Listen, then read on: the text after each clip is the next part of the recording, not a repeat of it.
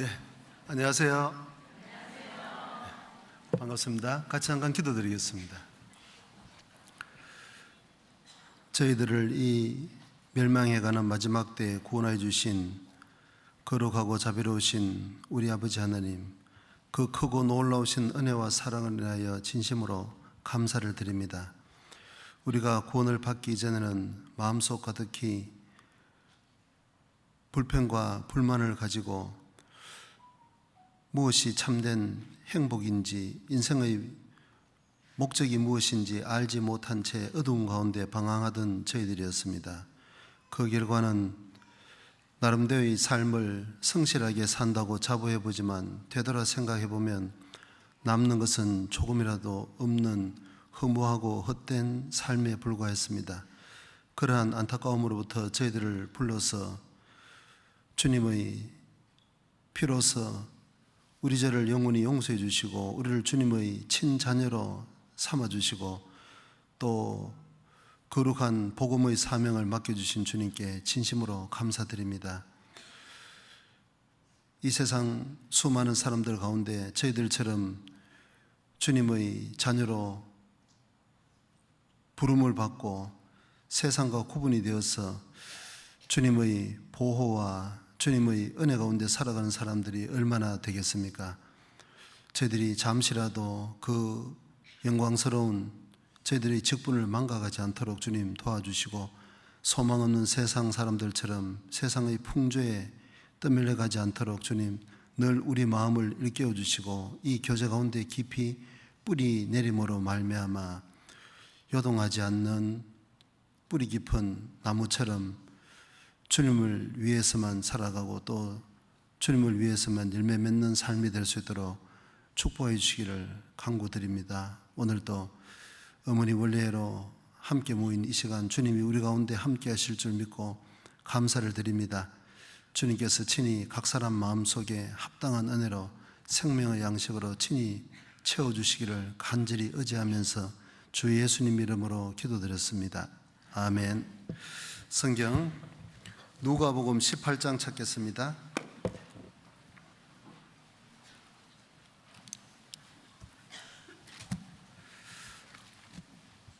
신약 성경 누가복음 18장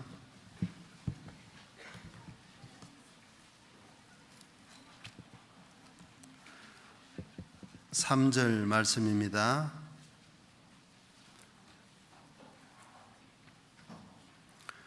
차있으면 제가 한번 읽어보겠습니다. 그 도시에 한 과부가 있어 자주 그에게 가서 내 원수에 대한 나의 원한을 풀어주소서 하되. 한 구절 더 찾겠습니다. 로마서 7장입니다.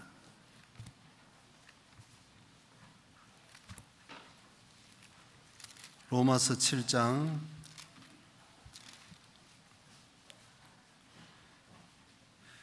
2절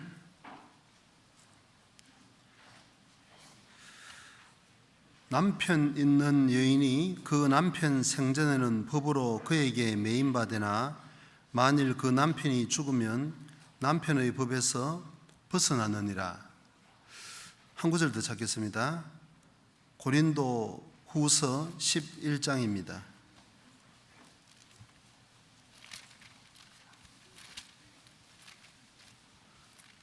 고린도서 11장 2절입니다. 찾으시면 한 목소리를 같이 읽어보겠습니다. 내가 하나님의 열심으로 너희를 위하여 열심 내노니 내가 너희를 정결한 처녀로 한 남편인 그리스도께 드리려고 중매함이로다. 본문을 세 군데나 찾아서 몇 개 더 남았나 걱정하는 분들이 계실까 봐 여기까지만 하겠습니다. 오늘 우리가 그 성경 세 구절을 읽어봤는데 공통점이 있었죠. 무엇이었습니까? 첫째는 한 도시에 과부가 있었다. 과부에 대해서 이야기하고 있고, 둘째는 남편이 있는 여인에 대해서, 부인에 대해서 이야기를 했고, 세 번째는 결혼을 앞두고 있는 정결한 처녀에 대해서 언급을 했습니다. 세 사람 다 신분은 완전히 다르지만 공통점은 여성이라는 겁니다. 성경 전체를 보면 구원받은 그리스도인을 한 여성의 비유를 하고 있습니다. 에덴 동산에서 두 사람의 부부가 있었는데 남편인 아담은 하나님을 상징하고 그 아내였던 하와는 하나님의 사랑이 짝인 교회, 즉 사람을 상징하고 있습니다. 그리고 그런 흐름은 똑같이 이어져서 신약 성경에도 교회를 보고 여자다 그렇게 표현했습니다. 베드로전서 5장입니다. 베드로전서 5장 13절 함께 택하심을 받은 바벨론에 있는 교회가 너희에게 문안하고 내 아들 마아가도 그리하느니라. 이게 바벨론에 있는 교회 그랬는데 그 개역 성경에는 여자가 그렇게 되어 있죠. 영어 성경에는 she라고 되어 있습니다. 3인칭 여성 대명사로 되어 있습니다. 그러니까 성경은 처음부터 끝까지 구원받은 그리스도인을 한 사람의 여성에 비유를 했습니다. 여자는 하나님의 사랑의 짝인 모든 사람을 상징한다 그렇게 이야기할 수 있겠죠. 자, 그런데 오늘 우리가 읽어본 여성은 세 종류의 여성이었습니다. 정결한 처녀가 있고 남편이 있는 부인이 있고 그리고 남편이 없는 과부가 있는데 그 세 사람의 여성이 거듭난 그리스도인과 무슨 상관이 있는 것일까? 자, 그런데 성경은 우리는 이 땅을 살면서 그 세 종류의 삶을 동시에 살아야 된다고 교훈을 하고 있습니다. 예를 들면 성경에 요한복음 11장에 보면 그 예수님께서 나사로의 집에서 잔치에 참여했을 때 마리아는 예수님의 발 앞에서 열심히 말씀을 듣고 있었고 마르다는 예수님을 맞이하느라 분주히 준비를 하고 있었고 나사로는 예수님과 함께 앉아 있었다 그랬습니다. 그것은 우리 그리스도인의 신앙의 한 단면을 보여주는 것이죠. 우리 몸은 마르다처럼 열심히 봉사를 해야 되고 우리의 혼은 정신은 마리아처럼 열심히 말씀을 듣고 말씀을 상고해야 되는 것이고 묵상해야 되고 우리 영혼의 상태는 나사로처럼 완전하지 않습니까? 천국에 이미 앉혀져 있고 그 지위는 영원히 변하지 않는 겁니다. 그러니까 그런 모습들도 한 사람의 그리스도인 안에서 동시에 이루어지는 어떤 모습이다 그 말이죠. 영과 혼과 육의 상태를 세 사람을 통해서 동시에 나타내 보여주신 것처럼 오늘 읽은 이 세 종류의 여성도 우리 각 사람의 한 사람의 그리스도인 생애 가운데서 어떠한 부분을 나타내는 것이고 그것은 동시에 이루어진다는 겁니다. 첫 번째, 자 이제 읽은 순서 거꾸로 가보죠. 일일이 다 찾기 어려우니까 마지막에 찾았던 고린도후서 11장에는 그리스도인을 정결한 처녀에 비유했습니다. 특별히 이 약혼자가 이미 있고 그리고 그 약혼자와 함께 결혼 날짜를 기다리고 있는 처녀에 비유했습니다. 그럼 우리의 신앙생활의 어떤 면을 상징하는 것일까? 어떤 면을 상징하겠습니까? 우리는 정말 주님 앞에서 정결한 처녀냐? 예, 그 틀림없죠. 우리는 이미 구원을 받을 때 예수님이라는 신랑과 정혼을 했고 결혼 날짜를 기다리고 있는 겁니다. 결혼식은 언제 하죠? 이 지금 말 귀는 알아듣고 계시죠? 근데 대답을 전혀 안 하시네. 언제가 결혼식입니까? 주님 재림하시면, 예, 이쪽 분단만 좀 이제 전혀 못 알아듣으신 것 같아요. 명절 앞두고 지방에서 이렇게 올라오시느라고 수고하셔가지고 지금 아직까지 네. 주님 다시 재림하시면 우리는 7년 동안 공중에서 혼인잔치에 참여하고 어떤 신분으로요? 그리스도의 신부로서, 그리고 다시 그 혼인잔치가 끝나면 주님과 함께 이 땅에 지상 재림을 해서 1000년 동안 왕노릇하고, 이제 그것이 끝나면 영원한 천국에서 영원히 주님의 신부로 살아갈 겁니다. 그런 점에서 그리스도의 재림을 기다리는 점에서 우리는 약혼한 처녀임에 틀림없죠. 그러면 그 정혼을 한 처녀에게 가장 중요한 것이 무엇이겠습니까? 묻지 않겠습니다. 그건 당연히 순결이겠죠. 그 자기 약혼자가 정말 고상한 인격을 가졌고 훌륭하고 영광스러운 사람답게 거기에 걸맞게 정말 순결한 모습을 유지하면서 살아야 될 겁니다. 그런데 정혼자가 있는 그 아가씨가 말이에요, 돈 많은 사람을 기웃거리고 아주 핸섬한 사람에게 초파를 던지고 하면 이 심각한 문제가 되지 않겠습니까?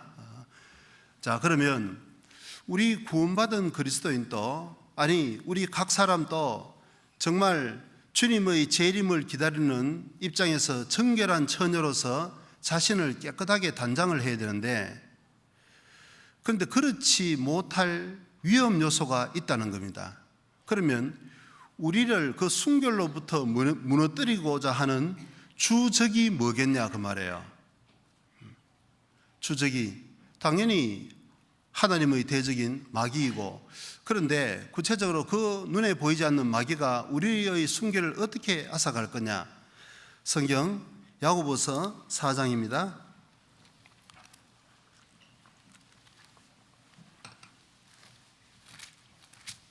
야고보서 4장 4절입니다. 같이 읽어보죠. 간음하는 여자들이여, 세상과 벗된 것이 하나님의 원수임을 알지 못하느뇨. 그런즉 누구든지 세상과 벗이 되고자 하는 자는 스스로 하나님과 원수되게 하는 것이니라. 간음하는 여자들이여 그랬습니다. 이 정결한 처녀에게는 치명적인 말이잖아요. 정반대의 말입니다. 그런데 그 간음하는 여자가 누구냐? 세상과 벗이 되었다는 거죠. 세상과 벗이 되는 것이 하나님의 원수요, 그것이 하나님 보실 때는 완전한 간음이라는 겁니다. 특별히 우리 여성들에게 간음이다 이런 단어는 그 입에 올리기도 참 그 거북스러운 치명적인 이야기가 아니겠냐 그 말이에요. 그런데 문제는 구원받은 그리스도인이 우리의 삶 가운데서 너무나도 그런 것을 심상하게 생각한다는 거예요. 육신이 세상에 사는 동안 필요한 만큼 세상 것도 누리면서 어떤 세상 것도 공유하면서 살아가야 될 텐데 어떻게 해서 전적으로 세상과 등을 지라고 하느냐. 자, 그것이 마음속에 부담으로 다가온다면 하나님 보실 때는 이 순결이라는 것에 대해서 문제가 있지 않느냐 그 말이에요. 도대체 하나님 보실 때는 이 세상이 어떤 곳이길래 그렇게 그리스도인이 세상을 사랑하고 세상과 벗이 되고자 하는 것은 간음이라는 그런 극단적인 용어를 사용하셨을까? 요한계시록 11장입니다.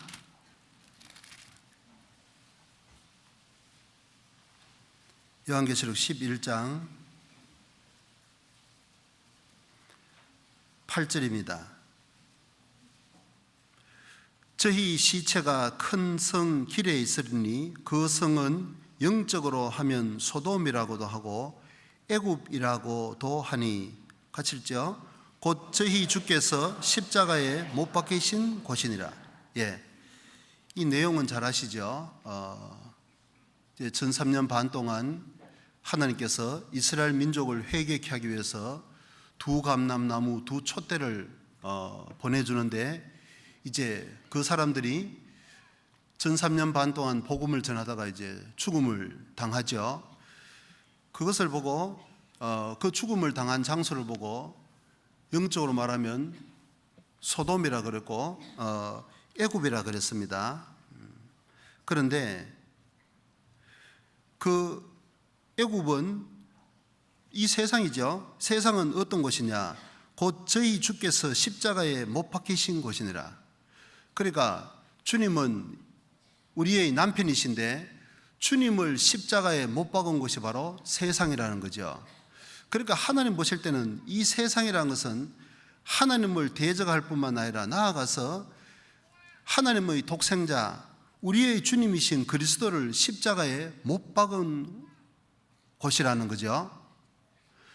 그러면 그런 관점에서 볼 때는 어떻습니까? 하나님 보실 때는 이 세상이라는 것은 치가 떨리는 곳입니다. 내 아들을 보냈는데 내 아들을 벌거벗기고 수치를 다 드러내게 하고 내 아들 얼굴에 침을 뱉고, 아들 얼굴에 침을 뱉는다는 것은 아버지 얼굴에 침을 뱉는 것이죠. 아버지를 얼마나 무시했으면 그 아들 얼굴에 침을 뱉을 수 있겠냐고. 그리고 저주를 하고 온몸을 채찍으로 짐승 취급을 해서 채찍으로 내리치고 급기야는 못을 박아서 죽였다는 겁니다. 가슴에 창을 찔러버렸습니다. 하나님은 당장이라도 그 세상을 심판해버리고 삭설어서 지옥에 던져버리고 싶을 겁니다. 자, 그러나 아직까지 거기에 구원받아야 될 사람들이 있기 때문에, 건져야 될 정결한 처녀들이 있기 때문에 참고 기다리시는 것이죠. 결혼식 날까지 기다리시는 겁니다. 하나님 보실 때는 그렇게 끔찍한 것이 바로 이 세상이라는 것인데, 문제는 구원을 받은 사람들이, 그리스도의 약혼녀가 그 세상을 견눈질하고 세상과 벗이 된다. 자기 약혼자를 죽인 그 철천지 원수와 바람이 난다. 이 정도면 이것은 정말 세상에 그런 여성들은 아무리 악해도 그 정도까지는 심각하게 타락하지 않을 겁니다. 그렇지 않겠어요? 자기 남편을 죽인, 자기 약혼녀를 죽인 약혼자를 죽인 그런 남성과 어떻게 더불어 간음을 하겠냐 그 말이죠. 인격을 가진 사람으로서는 그런 것은 상상도 할 수 없는 일일 텐데, 문제는 신앙적으로는 하나님 보실 때 우리가 그렇게 살아갈 수 있다는 거죠.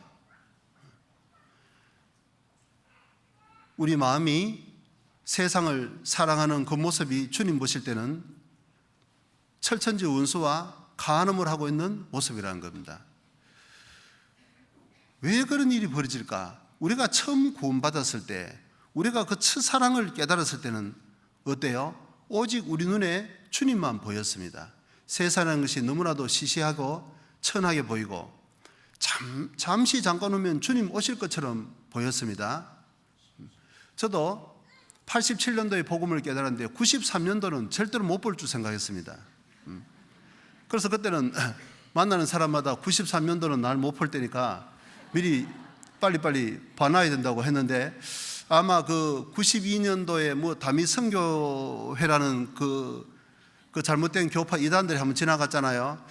아마 제 말을 들은 사람 중에 구원 못 받은 사람은 아마 그렇게 짐작했을 거예요. 아, 그때 그 사람이 다미 선교회 소속이었던 모양이다. 그렇게 생각했을지도 몰라요. 어쨌든 그건 비단 저뿐만 아니라 구원받은 모든 사람들의 동일한 마음이죠. 옛날 사람들도 먼 하늘 이상한 구름만 봐도 행여나 우리 주님 오시는가 해. 구름이 피어난 거 봐도 저게 정말 주님이 저 구름 타고 오시는가 가슴이 뛰고 했는데, 지금은 구름을 봐도 아무런 생각 없이 말이죠. 먹구름을 보면 비가 올려나 그 정도밖에 생각을 못하는 겁니다. 왜 그랬을까요? 이 늦게 온다고 시간을 늦추어 잡으면 마음이 금방 그렇게 둔해지는 겁니다. 얼마만큼 내 마음이 그리스도를 향한 그 순전한 마음에서 타락이 됐냐, 그걸 시험해 볼 수 있는 시금석은 얼마만큼 정말 주님의 재림을 민감하게 느끼느냐, 그것하고 틀림없이 연결되어 있습니다. 그 일제 때 말이죠, 그 한국을 대표할 수 있는 아주 뛰어난 문인 중에 춘원 이광수 씨라는 분이 있었죠. 처음에는 당연히 지식인답게 또 2조 때 그 선비의 고든 정신이 있었기 때문에 당연히 일본에 대해서 굉장히 거부감을 가지고 독립을 꿈꿨는데 나중에는 그 사람이 변절했습니다.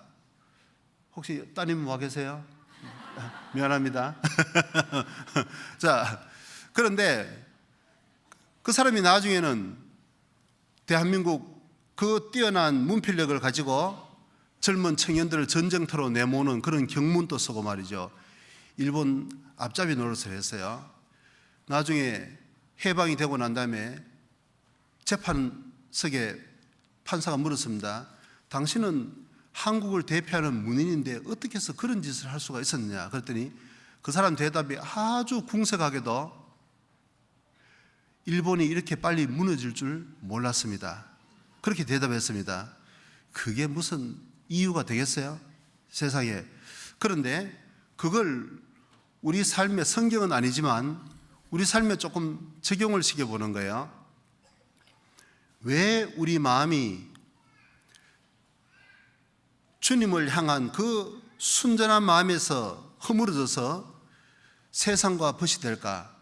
그 이유 가운데 하나가, 만약에 주님이 당장 오신다면 어떻게 될 것 같습니까? 만약에 춘원 이광수도 해방이 그렇게 빨리 될 줄 알았더라면 절대로 그런 짓을 하지 않았겠죠. 그런데 해방이 그렇게 빨리 될 줄 몰랐다. 그걸 다른 말로 하면 해방이 되는 것을 마음 한켠에서는 원하지 않았다, 그 말이죠. 내가 이렇게 일제 부역함으로써 누리는 호사스러운 생활이 좀 더 지속되기를 원했다, 그런 뜻 아니겠어요? 마찬가지로 우리가 정말 먼 하늘 구름만 봐도 주님이 오실 것처럼 그렇게 민감하게 반응했던 그 마음이 무뎌진 것은 다른 말로 하면 주님이 이렇게 빨리 오실 줄 몰랐다, 그런 궁색한 변명이고, 또 다르게 이야기하자면 주님 천천히 오셨으면 좋겠다. 제가 지금 이 세상이라는 멋진 남성하고 지금 만나서 조금 이렇게 열심으로 데이트를 하고 있는데 이 행복감이 좀 더 지속됐으면 좋겠습니다. 어차피 하나님과의 약혼이니까 절대로 파혼되지 않을 테니까, 한 번 구원받은 사람이 절대로 지옥 가는 일은 없을 테니까.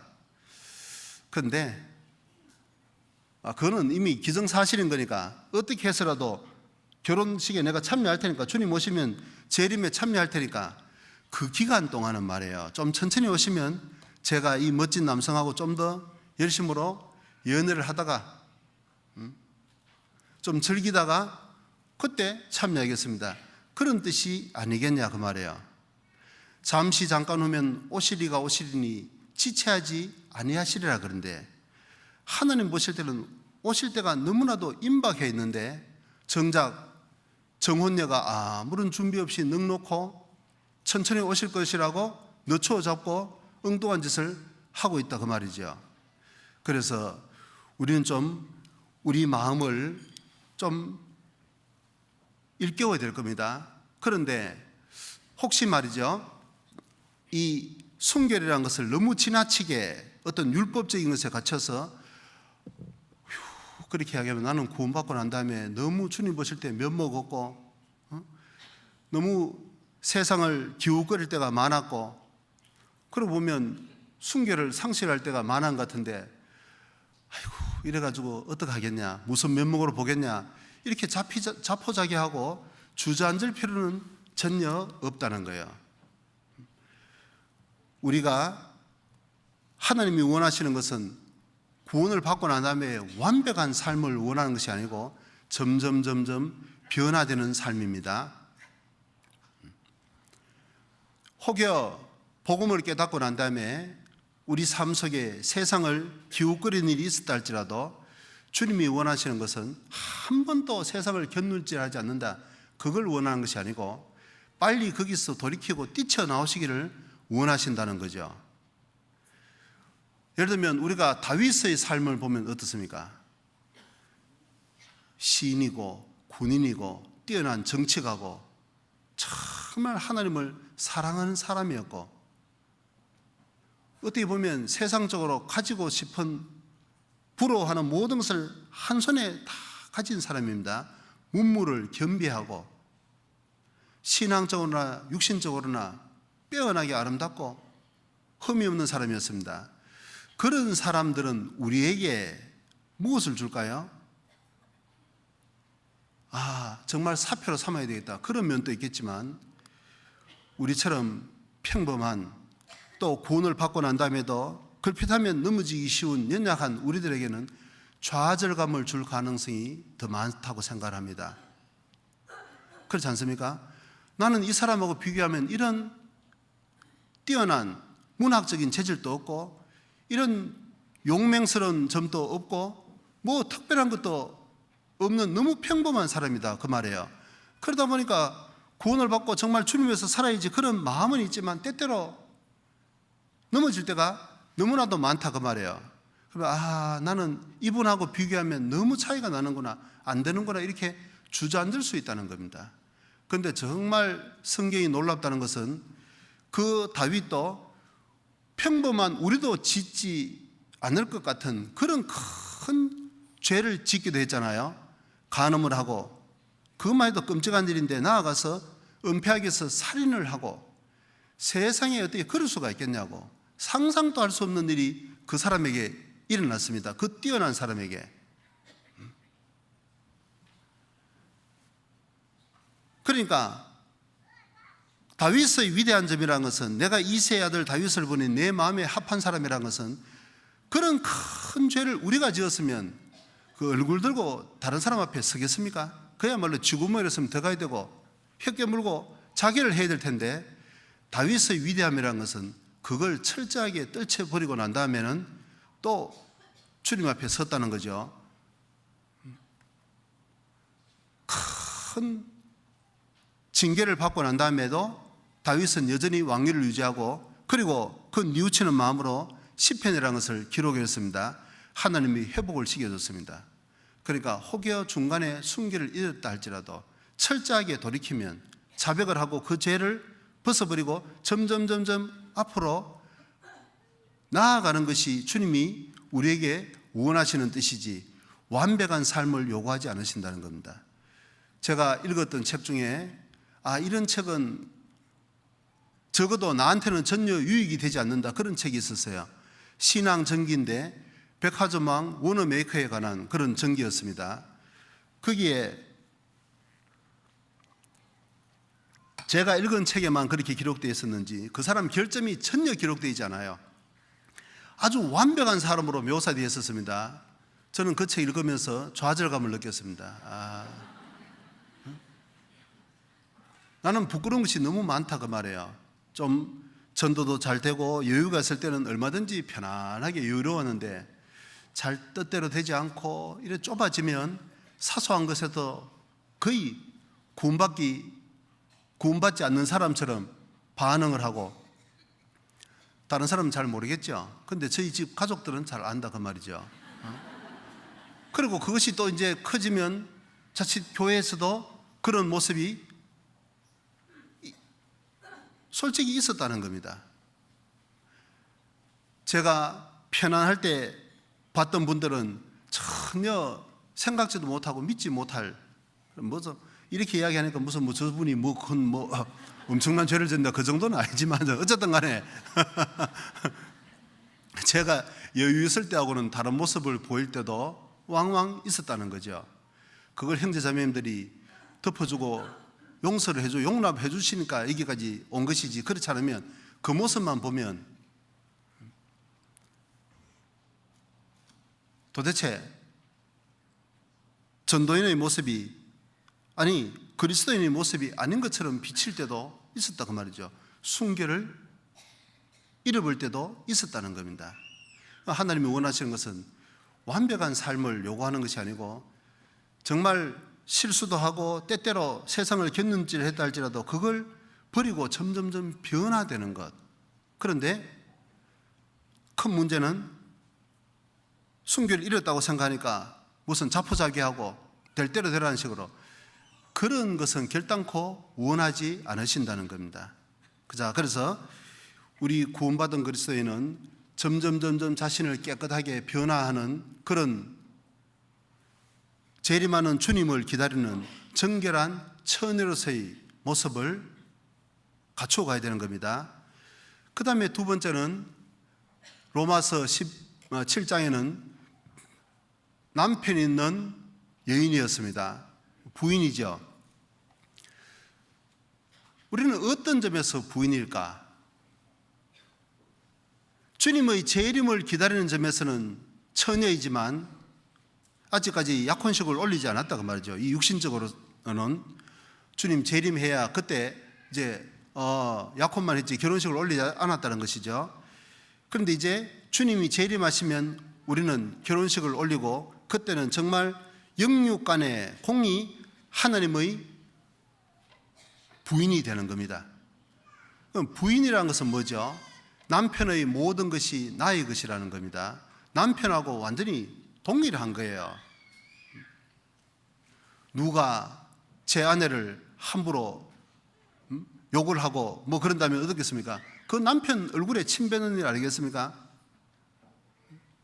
남편을 모욕하는 일이 될 겁니다.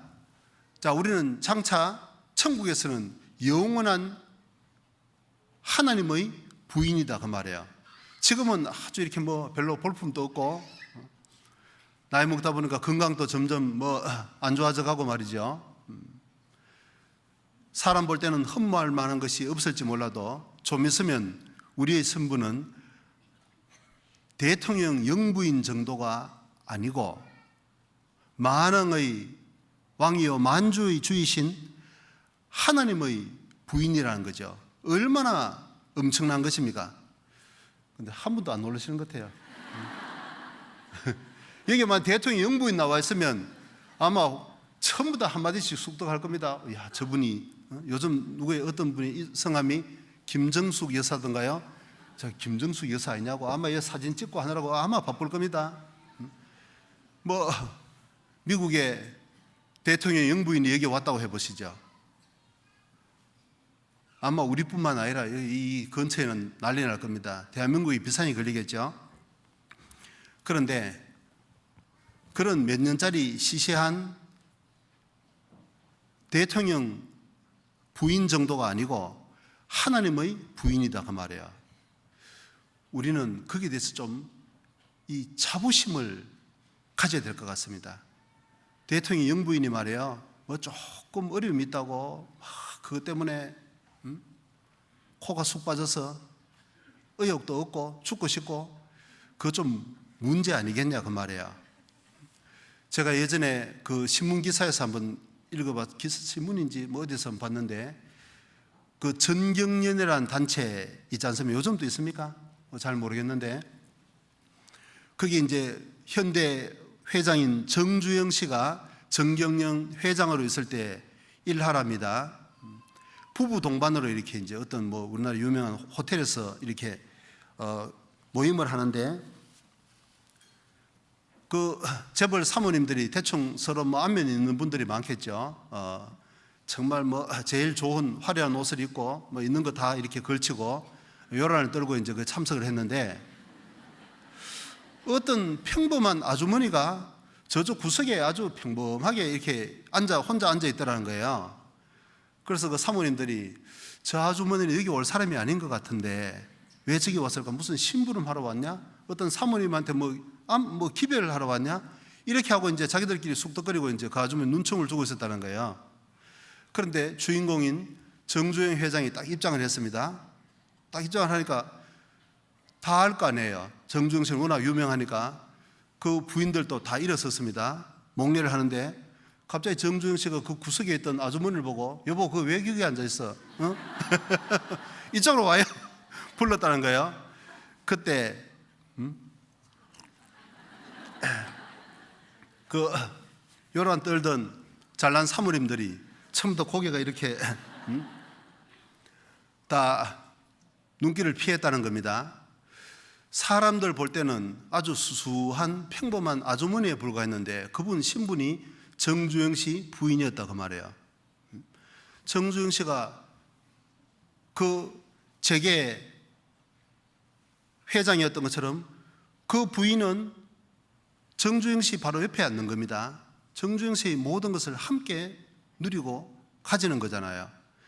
그런 점에서 우리 여기에 아주 평범하게 보이는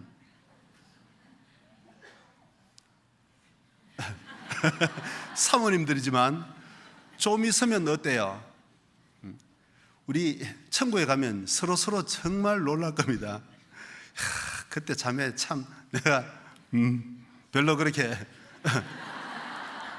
큰 줄 몰랐는데 오늘 보니까 정말 위대하다고 다 그렇게 놀라지 않겠냐 그 말이에요.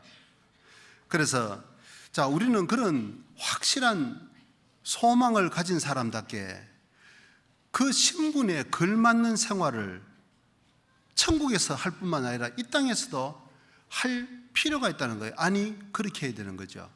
그걸 누려야 되는 겁니다.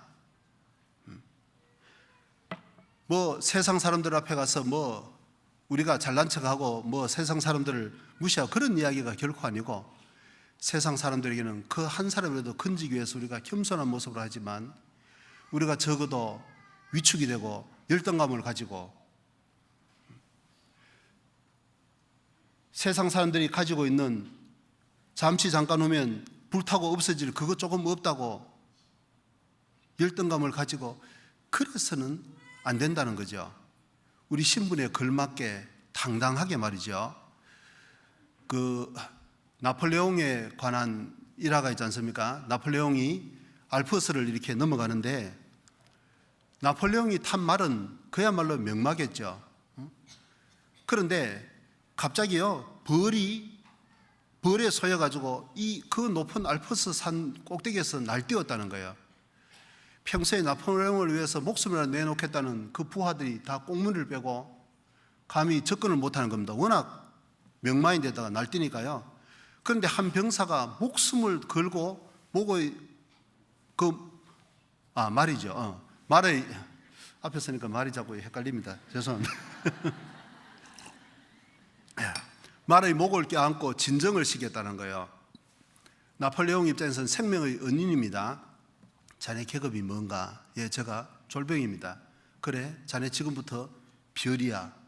그 자리에서 딱 황제입니다. 임명을 딱 했습니다. 자, 그래서 그 광경을 멀리서 지켜보던 그 비겁한 부하들이 이제 그 졸병이 돌아오니까 말이에요. 야, 황제가 뭐라고 하시더냐? 그랬더니 좀 있어 저쪽에서 물어보시오. 딱 이렇게 나왔어요. 그러니까 그 장교들이 말해요. 이 녀석이 졸병이 갑자기 뭐 황제하고 몇 마디 하더니 이게 목에 힘이 왜 이렇게 들어갔냐? 자식아 너 임마 죽고 싶냐? 그랬더니 뒤에서 나폴레옹이 이야기했습니다. 지금부터 그 병사는 장군이야. 비겁한 너희들보다는 100번 내 생명의 은인이야. 앞으로 장군으로 모셔. 딱 한마디를 해줬다는 거예요. 어떻습니까? 우선 정식으로 식을 안 올렸기 때문에 말이죠. 그 장군 인관식입니까? 안 올렸기 때문에 아직까지 사람이 볼 때는 쫄병인데 실제로 내용은 뭐예요? 장군이다 그 말이에요. 우리도 아직까지 결혼식을 올리지 않았기 때문에 여기에 평범한 자매님들로 보이지만 잠시 잠깐 후면 이 세상 재벌 사모님들이 볼 때는 제일 부러워하는 것이 우리 각 사람이다 그 말이죠. 세상 권세자들이 정말 이럴 줄 알았더라면 나도 좀 그 사람들 말 듣고 구원받을 걸. 가장 부러워하는 흠모의 대상이 저와 여러분 우리 각 사람이 될 거라는 겁니다. 자, 그래서 우리는 그런 점에서 부인입니다. 하나님의 모든 것이 영원한 천국의 모든 그 영광이 영원히 우리 것이다 그 말이에요. 자, 그 신분에 좀 걸맞는 생활을 해야 되겠죠. 마지막으로 과부. 자, 저 처녀도 좋았고 영부인 그러니까 막 들떴는데 갑자기 과부는 또 무슨 과부냐. 죄송합니다. 또 어떤 분들은 또 이제 뭐 혼자 계신 분들도 계신데 말이죠. 그런데 우리가 어떤 점에서 과부일까요? 과부는 남편 없는 여인입니다. 성경에는 이 세상에서 제일 불쌍한 사람의 대명사가 과부와 과하잖아요. 돌보라고. 자, 그렇게 말씀을 하고 있는데 우리는 이 세상에 대해서는 과부의 마음으로 살아야 된다는 거죠. 과부는 의지할 곳이 없는 거잖아요. 이 세상에는 나에게 의지할 곳도 없고 행복을 채워줄 요소가 전혀 없는 과부다 그 말이죠. 그 사마리아 여자, 예수님이 물 좀 달라고 하니까 그것 하나 주고 싶어하는 마음 없는 그 강팍한 메마른 사마리아 여자, 예수님이 네 남편을 불러오라 그러니까 남편이 없나이다 그랬습니다. 5명이나 갈아치웠고 지금 사는 남편이 또 있는데도 뭐 정식 결혼을 안 하는지 모르지만 어쨌든 간에 있는데도 말이에요 없다고 그랬어요. 실제로 그 여성의 마음속에는 없었던 겁니다. 돈이라는 남편도 섬겨보고 명예와 권력도 섬겨보고 쾌락도 섬겨보고 별별 걸 다 섬겨봐도 만족을 주는 것이 없었다 그 말이죠. 남편은 아내의 모든 것을 채워주고 어려움이 있을 때 의지처가 되는 것인데 그런 것이 없더라 그 말이죠. 우리는 어떻습니까? 우리의 삶 속에 주님이라는 요소를 빼버린다면 어떻게 될까?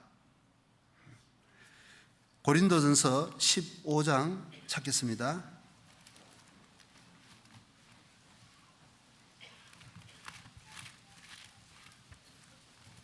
19절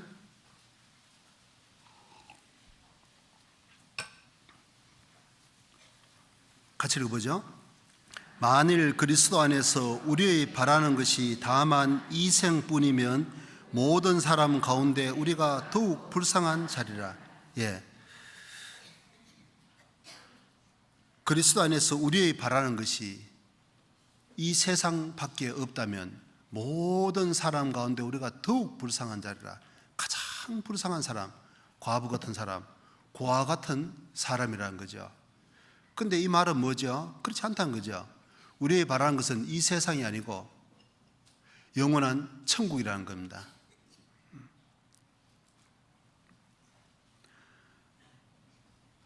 그래서 우리는 이 세상, 바울 사도는 이 세상을 살아갈 때 다른 사람들이 눈으로 볼 때는 저 사람은 정말 뛰어난 학문을 가졌고 그리고 큰 권세를 가진 세상에 훌륭한 사람이었는데 어쩌면 저 사람이 가지고 있는 그런 식견으로 그런 역량으로 우리 미족을 로마에서 건질 수도 있는 그런 지도자가 될 수 있는 사람이었는데도 어떻게 해서 나사렛 이단을 믿어서 인생이 저렇게 꼬여버렸을까? 그전에는 정말 당당하고 그리고 대제사장들, 서기관들, 당대 그 종교 지도자, 그 정치 지도자들에게도 인정을 받고 그들의 권한을 대행하는 그런 세상적으로 뛰어난 사람이었는데 어떻게 하다가 예수를 믿고 인생이 저렇게 되어버렸을까? 헐벗고 굶주리고 매맞고 자지 못하고 먹지 못하고 쫓겨다니고 돌에 맞아 죽었다 깨어나고 어떻게 저렇게 되어버렸을까? 정말 불쌍한 사람으로 보였다는 거죠. 그런데 하나님의 눈으로 볼 때도 정말 그게 불쌍한 일이었을까? 하나님 보실 때는 가장 성공한 삶, 가장 의미 있고 가치 있는 삶을 산 사람이죠. 바울 사도는. 그래서 이 세계 사전에도 말해요. 기독교를 만든 사람은 바울이다. 사전에는 아예 그렇게 정의가 그렇게 나오죠. 기독교라는 것을. 그전에는 전부 유대인들은 구약을 믿는 그런 민족이었는데, 유대교를 믿는 사람이었는데, 바울 사도에 의해서 예수님이 재조명이 되고 기독교의 교리의 기초를 닦은 기독교의 초석을 낳은 사람이다. 자, 그렇게 이제 세상 사람들은 사전은 그렇게 정의를 내리고 있는 겁니다. 그런데 그 사람의 모습은 가장 불쌍한 사람으로 보였다는 거죠. 세상 사람들 입장에서는. 바울만 그랬을까? 예를 들면 부활하신 예수님이 누굴 제일 만나고 싶었을까요? 누굴? 아마 상심에 젖어 있는 아들을 잃고 정말 상심에 젖어 있는 어머니도 만나고 싶었겠고, 자기를 3번이나 부인하고 마지막 저주하면서까지 부인한 그 베드로, 아마 모르긴 몰라도 가룟 유다처럼 자살 직전까지 안 갔겠냐 그 말이에요. 그 사람도 만나서 위로하고 싶었을 테고, 아니면 뭐 주님이 조금 따지고도 싶었겠죠. 야, 너 그렇게 혼장담하더니 어떻게 됐냐고, 너 혼도 내고 싶어요. 아마 뭐 온갖 마음이 교차했을 겁니다. 만나고 싶은 사람이 그토록 주님을 사랑하고 주님의 사랑을 받았던 사도 요한도 만나고 싶었을 테고 많았을 텐데, 누굴 제일 먼저 만났죠? 대답을 안 하시네. 마이크 갑니다. 누구? 네? 누굴 제일 만났습니까? 먼저 잘 아신 대로 막달라 마리아를 만났습니다. 왜 막달라 마리아가 부활하신 주님을 제일 먼저 만나는 그런 영광을 차지했을까? 이유가 있을 거 아니에요. 성경 요한복음 20장 찾겠습니다.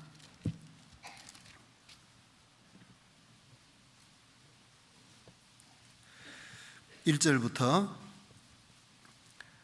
안식 후 첫날 이른 아침, 아직 어두울 때에 막달라 마리아가 무덤에 와서 돌이 무덤에서 옮겨간 것을 보고 시몬 베드로와 예수의 사랑하시던 그 다른 제자에게 달려가서 말하되, 사람이 주를 무덤에서 가져다가 어디 두었는지 우리가 알지 못하겠다 하니, 베드로와 그 다른 제자가 나가서 무덤으로 갈새 둘이 같이 다름질하더니 그 다른 제자가 베드로보다 더 빨리 달아나서 먼저 무덤에 이르러 구부려 세마포 놓인 것을 보았으나 들어가지는 아니하였더니, 시몬 베드로도 따라와서 무덤에 들어가 보니 세마포가 놓였고 또 머리를 샀던 수건은 세마포와 함께 놓이지 않고 딴 곳에 객해 있더라. 그때야 무덤에 왔던 그 다른 제자들도 들어가 보고 믿더라. 저희는 성경에 그가 죽은 자 가운데서 다시 살아나야 하리라 하신 말씀을 아직 알지 못하더라. 이에 두 제자가 자기 집으로 돌아가니라. 마리아는 무덤 밖에 서서 울고 있더니 울면서 구부려 무덤 속을 들여다보니, 10절 다 같이 한번 읽어봅니다. 이에 두 제자가 자기 집으로 돌아가니라. 잘 아는 그런 내용입니다. 막달라 마리아가 아침 새벽 일찍 갔는데 돌이 굴려져 있고 시체가 보이지 않으니까, 정말 나보다 더 사랑했던 그 주님의 제자들이 와서 치운 모양이다. 그래서 이제 부르러 갔어요. 베드로와 요한이 뛰어왔는데, 아마 요한이 더 젊었던 모양이죠. 더 빨리 뛰어왔는데 두려워서 그랬는지 들어가지 못하고 멈칫멈칫하고 있습니다. 베드로는 용감하게 쑥 들어갔습니다. 가보니까 수건은 객혀져 있는데 시체가 보이지 않더라. 근데 보이지 않으면 믿더라. 뭘 믿었어요? 부활하신 것을 믿어야 될 텐데, 이 사람들은 부활은 전혀 믿지 않았습니다. 여러 차례 주님이 죽고 3일 만에 부활한다고 말씀하셨지만 그 말씀을 제대로 새겨두었더라면, 이것이 주님이 말씀하시던 부활이 이루어진 것이구나, 그 부활의 사실을 믿어야 될 텐데 믿더라. 뭘 믿었습니까? 시체가 없어졌다는 거, 그거 하나 확인했다 그 말이에요. 부활은 전혀 믿지 않았습니다. 그리고 자기 집으로 돌아가 버렸습니다. 그런데 이 막달라 마리아는 집이 있었는지 없었는지 모르지만 돌아갈 생각을 하지 않고 울면서 구부려 무덤 속을 들여다보고 있었습니다. 이것이 마리아와 제자들의 차이점이다 그 말이죠. 집으로 돌아갔다. 집이 우리에게 상징하는 것은 무엇이겠습니까? 집은 우리가 아는 대로 안식처라는 거잖아요. 우리가 바깥에서 세상에서 지치고 힘들고 피곤하고 한 육신을 집에 돌아오면 사랑하는 아내가 있고, 나를 반기는 부모님이 계시고, 나만 믿고 따르는 자녀가 있고, 안식처죠.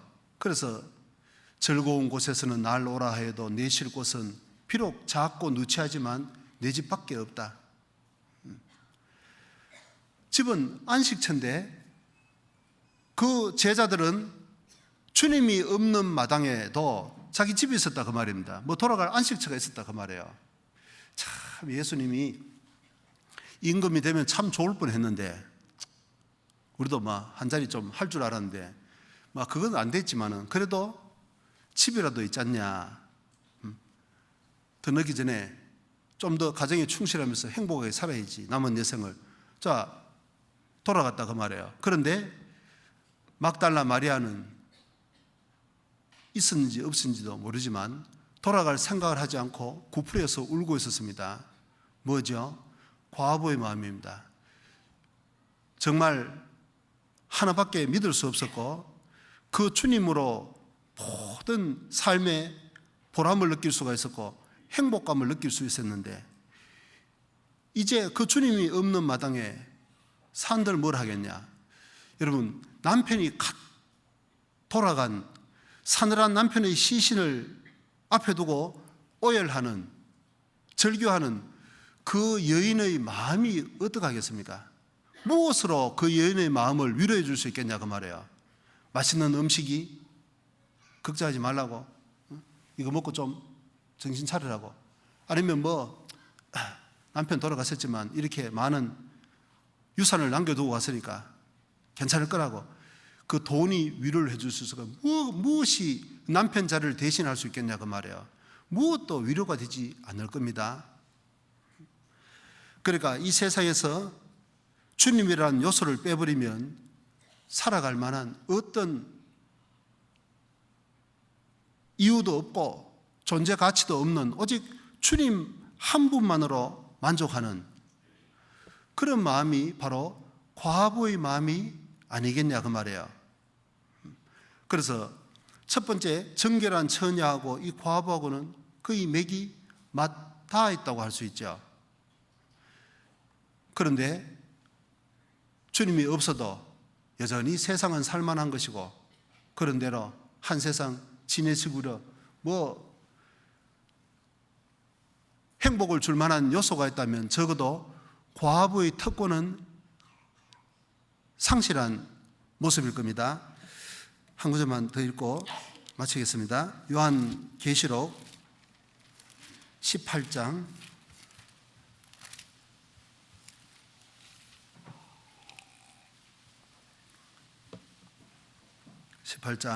7절,